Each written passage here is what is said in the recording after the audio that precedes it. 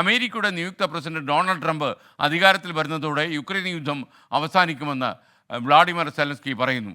കിഴക്കൻ യുക്രൈനിൽ റഷ്യൻ സേന വല്ലാതെ മുന്നേറിയിരിക്കുമെന്ന വാർത്തയുമുണ്ട്. റഷ്യയിലെ കർസക് മേഖല ഇപ്പോഴും കൈവശം വെച്ച യുക്രൈൻ സേന തുടരുകയാണ്. ഈ അവസരത്തിൽ VP ജെയിംസ് നമുക്കൊപ്പം ചെയ്യുന്നു. Good morning VP James. Good morning ജെയിംസേ, ഇപ്പോൾ നമ്മൾ യുക്രൈൻ യുദ്ധം അവസാനിക്കുമെന്ന് സെലൻസ്കി പറയുമ്പോഴേ ഈ പ്രേക്ഷകർ ചെറിയ രീതിയിലൊരു ആലോചന നടത്തും. PP എന്ത് ചെയ്യും? ഒരു പ്രശ്നമില്ല എസ്കേൻ, യുദ്ധം വേണമെന്നില്ല, എനിക്ക് യുദ്ധം അവസാനിക്കണം എന്നാണ് ആഗ്രഹം. ഒരുപാട് വാർത്തകൾ പുറത്തുണ്ട്. പിന്നെ VP ജെയിംസ് ഒരു സമാധാന കാംക്ഷിയാണെന്ന് ലോകത്ത് വിളിച്ചു വരേണ്ട സമയമായി തോന്നുന്നു. അല്ല, സമാധാന കാംക്ഷി ആയതുകൊണ്ടാണല്ലോ നമ്മൾ യുദ്ധം അവസാനിപ്പിക്കാൻ വേണ്ടി നിൽക്കുന്നത്. നന്നായി എസ്കേൻ, എന്തായാലും ഉക്രൈനിൽ 2.25 വർഷമായി യുദ്ധം നടക്കുകയാണ്.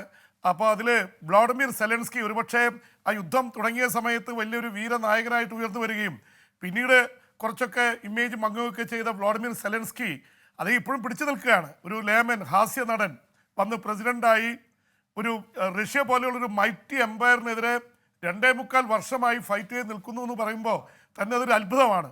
ഇപ്പോൾ അദ്ദേഹം പറഞ്ഞിരിക്കുന്നു, അമേരിക്കയുടെ നിയുക്ത പ്രസിഡന്റ് ഡൊണാൾഡ് ട്രംപ് അധികാരത്തിൽ വരുന്നതോടെ, എന്നുവെച്ചാൽ ജനുവരി 20, 2025 അദ്ദേഹം അധികാരമേൽക്കുന്നത്, വരുന്നതോടെ ഉക്രൈൻ യുദ്ധം വേഗത്തിൽ അവസാനിക്കും എന്നാണ് അദ്ദേഹം പറഞ്ഞിരിക്കുന്നത്. ആദ്യമായിട്ടാണ് ഒരു പക്ഷേ ഉക്രൈൻ്റെ പ്രസിഡന്റ് വ്ളാഡിമിർ സെലൻസ്കി യുദ്ധം തീരുന്നതിനെക്കുറിച്ച് സൂചന നൽകുന്നത്. അതൊരു വലിയ രീതിയിൽ ഒരു ആശ്വാസം പകരുന്ന വാർത്ത തന്നെയാണ്.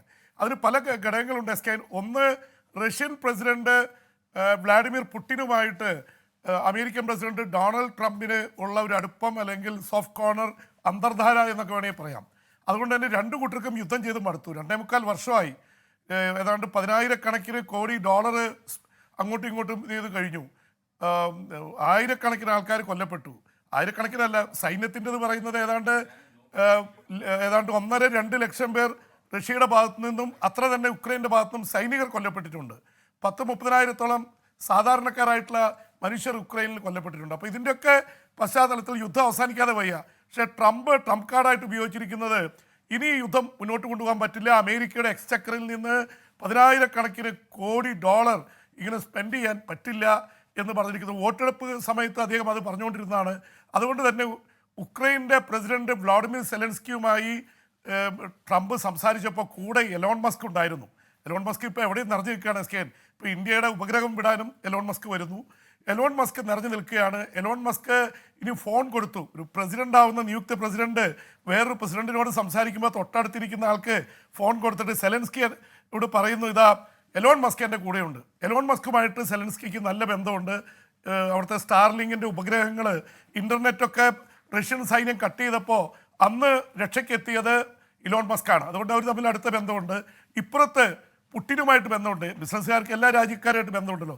എലോൺ മസ്കാണ് അതിലൊരു നെഗോഷിയേറ്ററായിട്ട് നിൽക്കുന്നത്. എന്തായാലും യുദ്ധം അവസാനിക്കാനുള്ള സാധ്യതയുണ്ട്. പക്ഷേ ഇതൊക്കെയാണെങ്കിലും കിഴക്കൻ ഉക്രൈനിൽ ഡോൺബാസ് മേഖലയിൽ അതിലെ പ്രധാനപ്പെട്ട സ്ഥലങ്ങളിലൊക്കെ റഷ്യൻ സൈന്യം മുന്നേറുന്നു എന്ന വാർത്തയാണ് വരുന്നത്.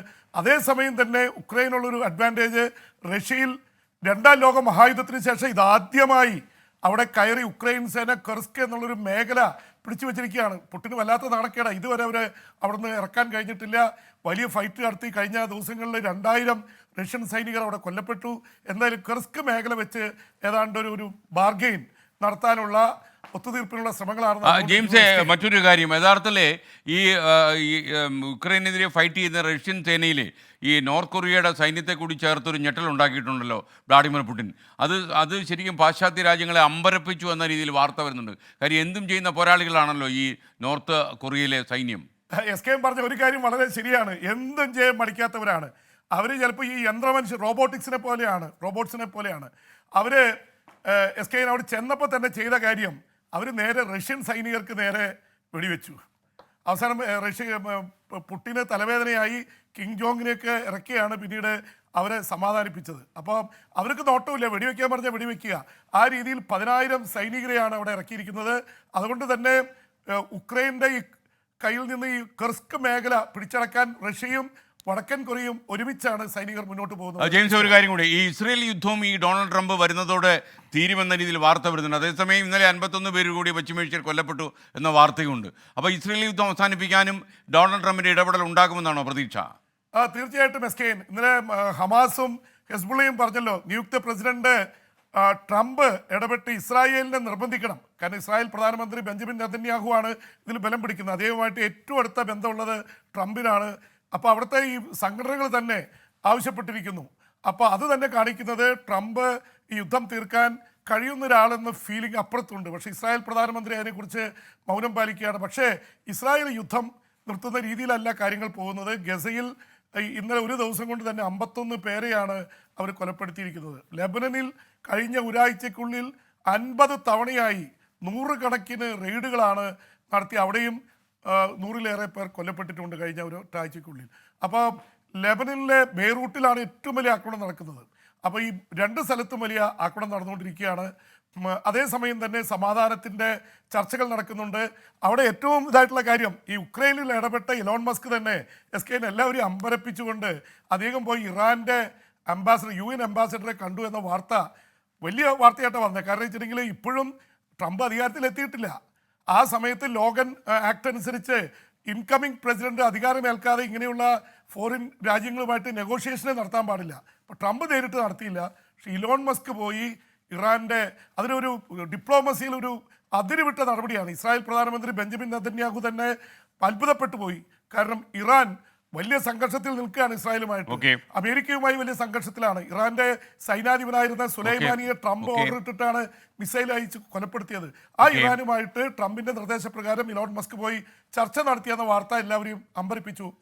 Thank you B James. ഇനി വിദേശ വാർത്തകളുമായി ബി നാളെ ഇതേ സമയം ഈ പരിപാടിയിൽ വരും.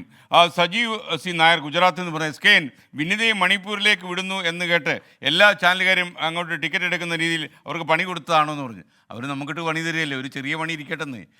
എപ്പോഴും പണി കിട്ടാൻ വേണ്ടിയുള്ള ആൾക്കാരാവരുതല്ലേ നമ്മൾ. ആൾ പോട്ടെന്ന്.